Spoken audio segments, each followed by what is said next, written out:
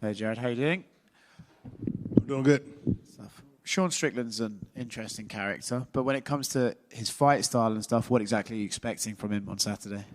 I'm expecting him to. I know he wants to get in my face. He says he wants to go to the center of the octagon, stand there and duke it out. Uh, I expect him to, same old Sean Strickland, put the pressure on, try to walk me down, stick his jab in my face, a couple of kicks, maybe get his right hand off. That's what I expect him to try to do. We've got answers for those attempts, and if he doesn't want to do any of that, I'll be more than happy to lead the dance. In a way, does that not play into your hands, right? Because if you look at his fight with Pereira hits hard, you hit hard, there's comparisons there. If he comes forward and plods forward like that, you know right away that you can hit him and potentially knock him out. No, absolutely. That's the name of the game. You know, when we close the distance, there's opportunity to get hit.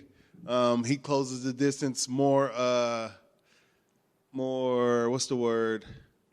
He does it more often than most, right? He's sometimes may even seem stubborn in his forward pressure. But no, he's a smart fighter. It's not just all forward. You know, he'll move and he avoids punches and stuff like that. So I'm expecting a good challenge out of him. Obviously, him as a person is kind of unique, right? He was up here for half an hour calling us all sorts of names. Are you expecting him to sort of play around in the cage, maybe talk some shit or anything like that? Or does that just not even cross your mind at all? I mean, if he's doing that, then I'm not doing my job well enough. You know, I'm not putting the pressure on him to make him, focus more on the fight as opposed to focus on talking crap and taking me out of my element. So, no, I think he'll have his hands full, a little full to be talking some crap. And if he is talking crap, good on him. Is there an opportunity in this fight, right? Because the champions just changed hands and obviously they'll rematch. But if Alex wins that fight and you win this one, you've got as good a claim as any in the division to get a shot at the new champion. I suppose so. Me, Robert Whittaker's up there, and I'm sure the rematch between Israel and Alex is up there as well. So, yeah, I'm right there. So a good old-fashioned ass whooping Saturday night, put my name right there in the mix. Who do you fancy in that rematch between Israel and Alex? It doesn't matter, right? We see how it went the first time, right? It could be written in the stars that Izzy may never beat him. You know, it could be written in the stars, because I thought he was winning that fight. And I think the same thing happened in their fight in kickboxing. He was scoring and winning, and he got caught, right? So it's the nature of the beast, I guess. There's not much you can do to avoid that sort of thing. Just be little bit sharper, a little bit better, more evasive maybe. Who knows? How do I see the rematch going? I don't know, man. Who knows how that rematch goes? Do you believe in that sort of stuff where, like, there are some guys who just have your number and no matter how many times you fight, you won't beat them, or no, you don't? No, I didn't say it I didn't mean it like that when I said that. I meant like, it's crazy that he lost the fight the way he lost the fight. It's unfortunate. He was winning that fight. A few more minutes, he would have retained the title and wiped the slate, essentially cleared the slate of the past and all that bullcrap that we keep bringing up. But, no, that's not. I'm not saying that Alex beats Israel every time. By no means. No man beats no man every time. That's not what we do here, especially at this level. We're all good. We're all great. We're all trying to be the best. But it's not a static status that we can have. We're not just the best and now I'm the best forever. It doesn't matter what happens in the future. No, there's ebbs and flow to this. So you're good one day, somebody else is going to be better than you the next. Thank you.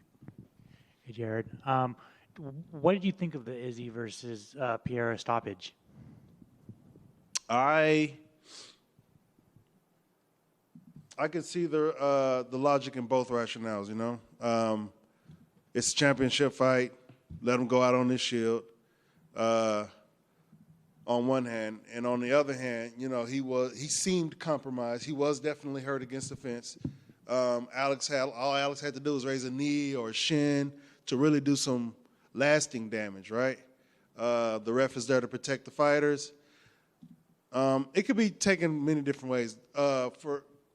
people say that he wasn't defending himself, but Israel doesn't necessarily run with a high and tight guard. You know, he moves his head, he uses head movement and footwork. And that's what he was doing. That's what it seemed like he was doing. He took that shot, that last hook, and then he started to swing his head to the other side. So he was still in motion. I think he was still coherent in the process of recovery. He could have made it through that.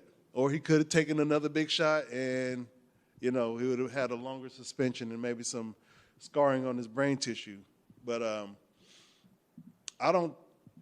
be honest, I don't pick one option over the other, one opinion over the other. I just understand them both. I wanted to go back to UFC 276, man. What were the emotions like after that fight? Well, naturally, disappointment right after the fight. I'd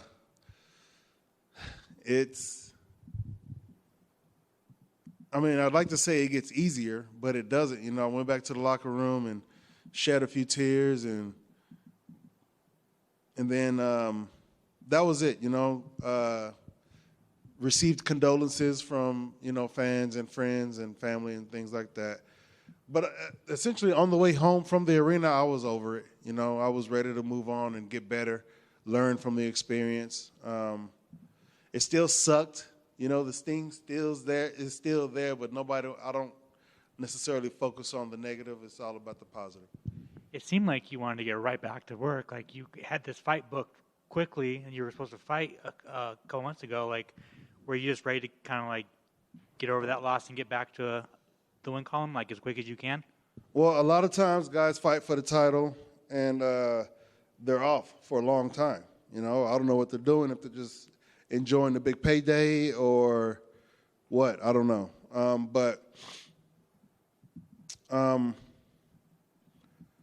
For me, that's not what I want. I don't like long layoffs. 2020, 2021, I had long layoffs due to injuries. Earlier in my career, I had to have layoffs due to work, my other job that I had. So, and I'm no spring chicken. So I'm not getting any younger. Not to say that I'm getting older. I am getting better. But the fact remains that we can't do this forever. So I'm trying to get as much out of it as I can, getting that title, 16 red rubies on that belt, my name branded in history. What lessons did you take from your loss to Israel? I tend to wait a bit, you know. I tend to allow my opponents to go first to try to capitalize, counterintuitive or intercepting them.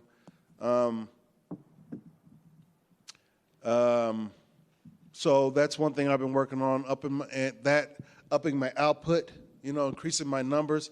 I have low punch counts in my fights. Not to say that's a bad thing. That's all that I need to get the job done, you know. I'm very accurate in my approach, but I need to do more, especially in that fight against Israel. It's apparent that I needed to do more. So it doesn't take a rocket science to watch that fight and figure that out, especially when I go and relive it and re-experience it all over again. There's so many frustrations that come up and things that I've continued to work on. So, yeah. Did you see the backlash that he got from the fight? Like, he won the fight, retained his title, but he got backlash and everybody shit on him. Yeah, everybody shit on him. And I don't think he deserved that, you know. He did exactly what I expected him to do, avoid the danger that I bring and try to lay down his game as best that he can. And I did the exact same thing that I always do, avoid the danger that they bring and shut down the dangers that they have and try to bring the damage to them. So, and that's what you get, you know what I'm saying? When you get two of the best going at it, things like this happen. It ain't going to be two people knocking the shit out of each other for five-minute rounds. That's not what the best is. The best doesn't get hit. The best hits and not get hit. And I think we did that. People saw that, and the ignorance showed. They don't know. Most people don't know what they're looking at. They just want to see carnage, viscera, mayhem, chaos. That's what they thrive off of. But and when I was in there, I felt at peace, a serene sense of power, if you will, you know, so that I can apply to my opponent, if you will. And I'm sure he felt the same. So that's that. I don't want. That's that artistic side of it, if you will, that creative energy in us that we use to express mixed martial arts. But a lot of people don't recognize it, so they're seething at the jowls and grinding and gritting, and they want to see some blood in action. And I'm sure they'll get satiated with this next fight against Sean Strickland. And finally, what do you think of his Undertaker walkout? Fuck, you can't go wrong with the Undertaker, man. I thought it was cool, dude. He had the urn, the hat. He was all stoic. It's it's a lot, right? It's you got to get into character. You got to go. He's a professional. He can do it, right? He did it. He can go out there, have a whole dance number, you know what I'm saying, do a whole Broadway number, and then get in the octagon and win titles. So the Undertaker, you can't go wrong with Undertaker. All the respect. Who doesn't love the Undertaker? You know what I'm saying? So he did it, but I didn't. I sure as hell didn't end up in anybody's grave. That's for damn sure. That is true. Thanks, man. Hey, Jared, I just got one for you. What was there frustration with having to push this fight back so far? I wouldn't say no frustration. No, I don't. I try my best not to have emotional responses unless they're solicited. Like if somebody's trying to break into my house, I'm pissed off and I'm gonna let you know. On top of that, you can't just come in here. I got to protect my things. There's a bunch of things that go into it. But what was that question? Were you frustrated with having to wait 2 months? Oh, okay.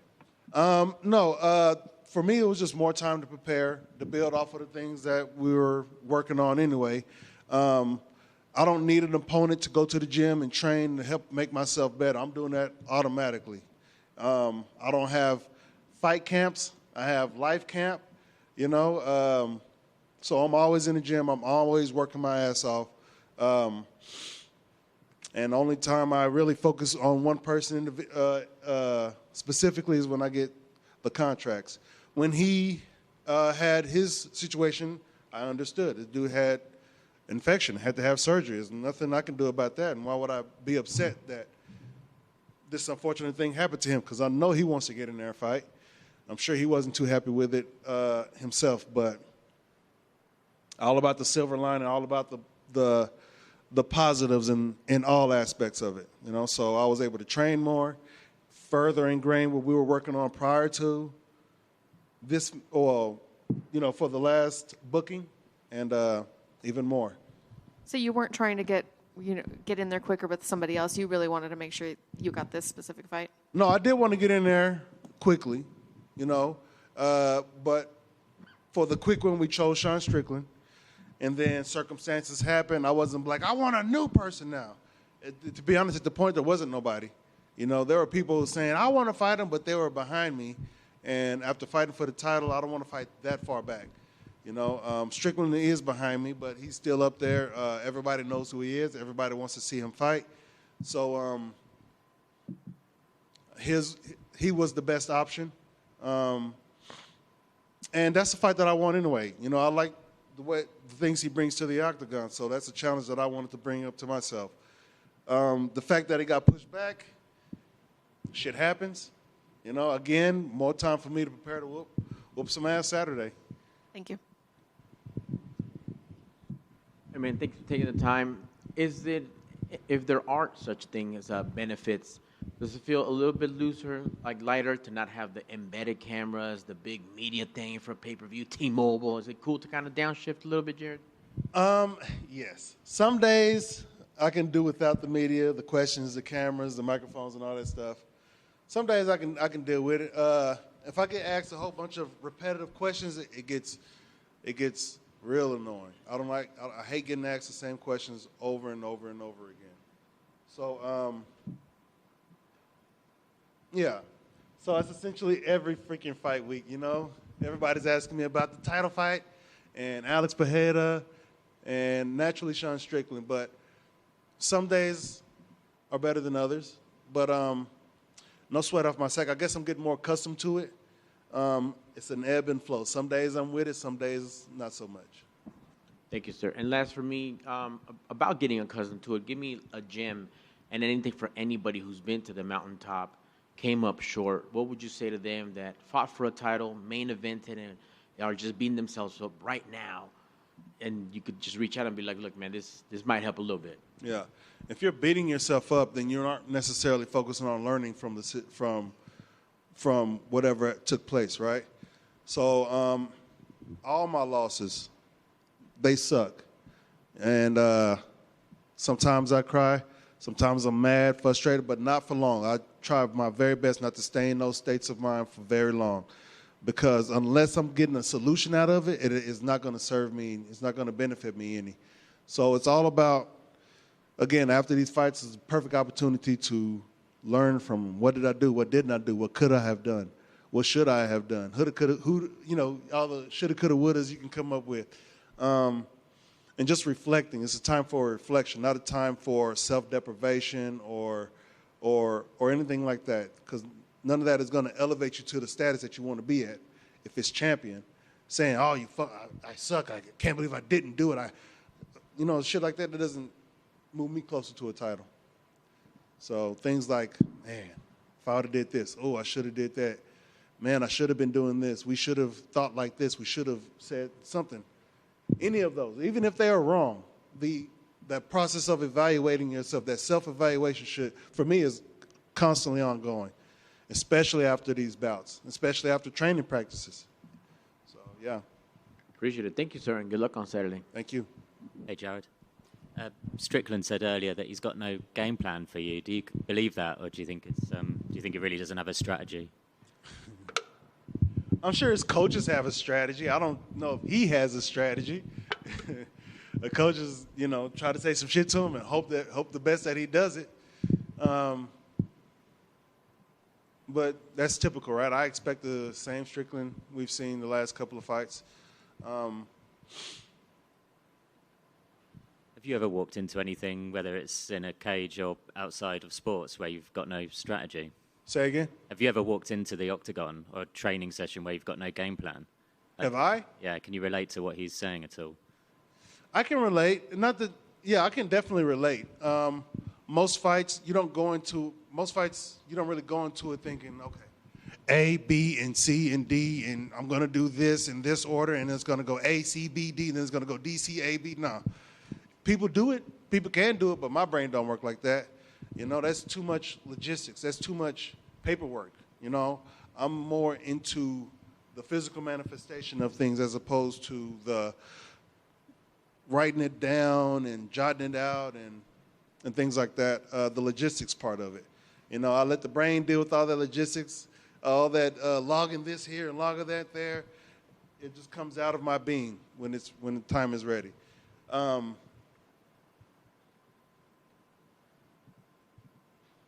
But yeah, I expect him to come in there and be his natural self. Pressure, the jab, that lead kick, that right hand. I don't know. People telling me they expect him to wrestle. I expect people to wrestle me in general. Once they feel the power or feel the speed and feel that sense of helplessness, I expect people to wrestle. But I don't know. If he tries to wrestle, it'll definitely be to his detriment. So who knows what he's going to do?